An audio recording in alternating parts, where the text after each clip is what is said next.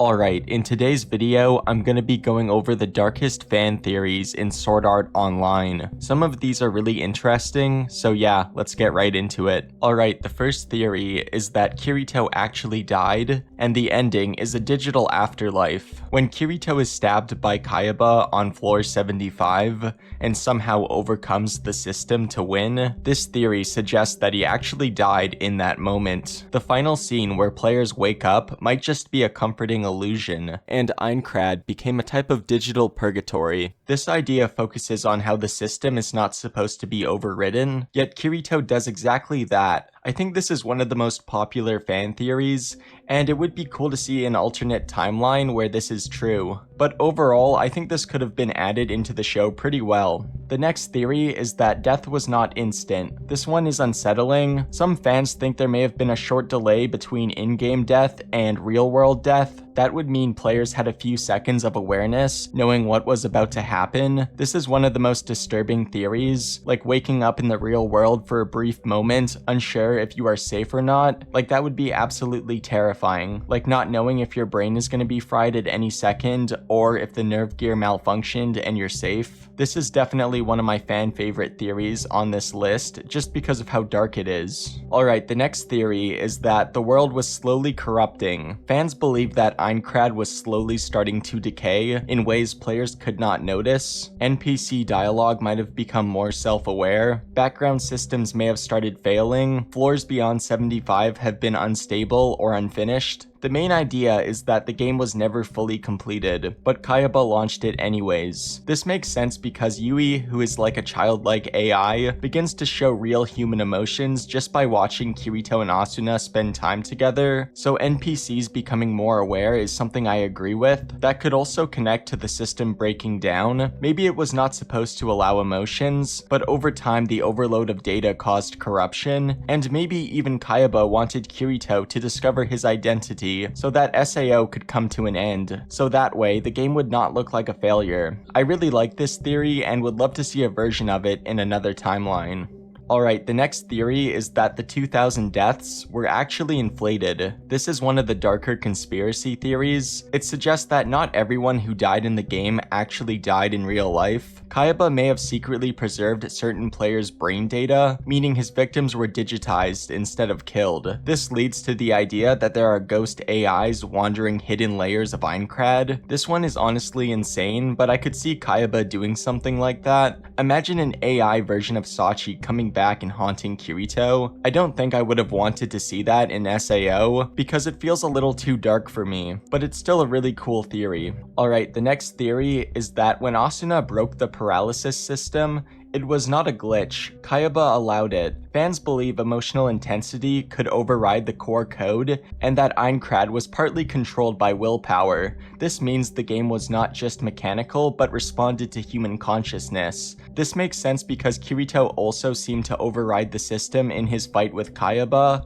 allowing him to stand back up and win. Honestly, I do not even see this as a fan theory, I just see this as actually true. Alright, the next theory is that Aincrad was a prototype afterlife. This is probably the darkest one so far. The theory suggests that Kayaba did not see SAO as just a game, he saw it as a digital immortality. Deaths in Aincrad may have been transferred into a purer digital state. This connects to Kayaba's later digital existence and suggests he always wanted to leave his physical body behind. Some people might like this idea, but to me it sounds terrifying. Imagine your consciousness existing forever while knowing your real body is gone. This is not it for me. The next theory is that Heathcliff was manipulating the front lines the entire time. Instead of just observing, what if Heathcliff was secretly balancing the game in real time? Fans think certain boss mechanics could have been adjusted mid-fight, drop rates may have changed to keep tension high, guild conflicts might have been encouraged. The idea is that Kayaba was running a live social experiment, not just asking what happens in a death game, but how does society rebuild under total control. That would make Aincrad more of a psychological experiment than a game. I used to think about this too. There is no proof, and with Kayaba's god complex, I'm not sure he would interfere that much. He seemed to want players to decide their own fate instead, but still, it is a cool theory.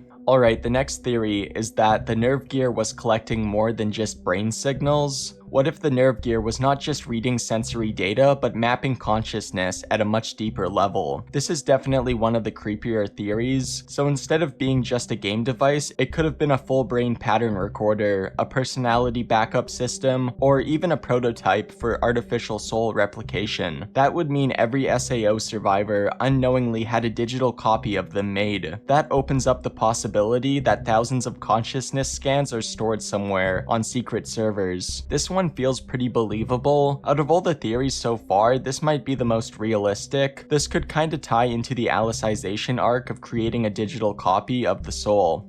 Alright, the next theory is that time inside Aincrad was altered. This suggests time dilation was happening. We know time feels different in VR. The theory says 1 year in Aincrad might not equal 1 year in the real world. Some players could have experienced longer timelines, and memory compression might have happened when they logged out. That would mean survivors may not fully remember how long they actually lived inside. Maybe they lived 10 years but only remembered 2. If it were not for the progressive movies showing Kirito and Asuna's time clearly, I might believe this more, but because of that, I do not really see how this could be true.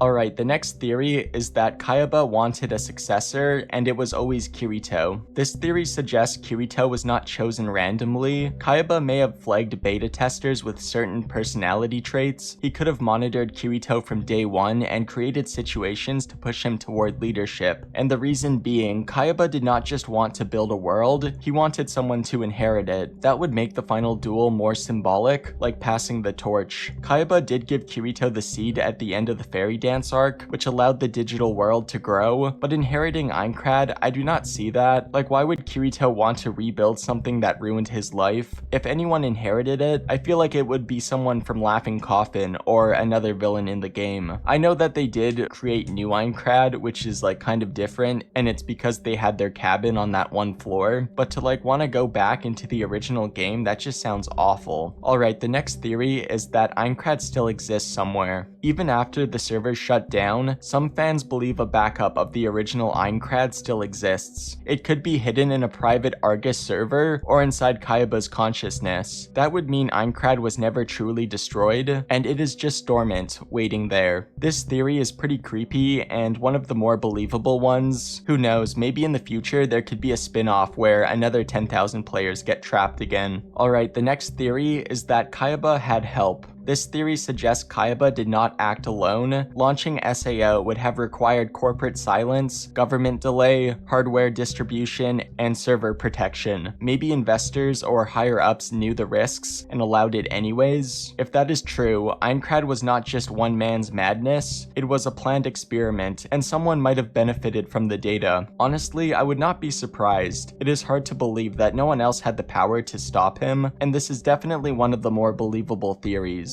Alright, the next theory is that some players were secretly NPCs. This one is subtly creepy. The idea is that not every player Kirito met was human. Kayaba may have placed advanced AIs disguised as humans to influence guild politics, guild progress, or test reactions. Like, imagine if someone Kirito trusted was never real. It would make Aincrad feel even more artificial, almost like the Truman Show. We already see something similar with Yui, but she is still officially just considered an AI program. But still, imagine if Klein turned out to be AI the whole time, programmed to act silly but actually extremely intelligent. If one of Kirito's close friends like Agil or Klein turned out to be an NPC, that would have been a really shocking twist, and maybe Kayaba did it to spy on Kirito.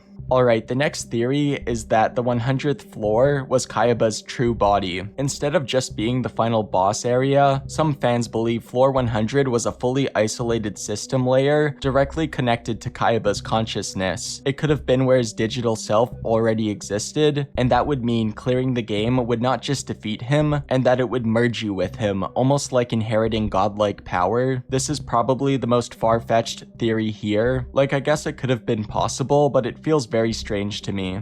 Alright, the next theory is that memory editing happened after players logged out. What if survivors did not remember everything? This theory adds a lot of paranoia. It suggests that certain traumatic memories were suppressed, some systems secretly may have been erased, important discoveries could have been removed, and that might explain why no one talks about the deeper system corruption after the incident. Maybe they literally cannot remember. That would have been interesting, like maybe back in the real world, characters slowly start remembering erased memories, and the show could have gave us glimpses of darker moments that we never saw on screen. Alright, now the final theory is that Aincrad was meant to expand. Fans believe that if players cleared floor 100, Kayaba would have unlocked a new castle, and the game would have continued growing infinitely. That suggests the death game was only phase 1 of something much bigger. Maybe humanity was slowly meant to move into digital space, which that could have been interesting. Imagine if after clearing Aincrad the game transitioned into Elfheim Online, or another world entirely. But yeah, those were all the conspiracy theories that I could find online. If there's any that I missed, please feel free to leave them in the comment section below. And yeah, that's all I got. I hope you enjoyed the video.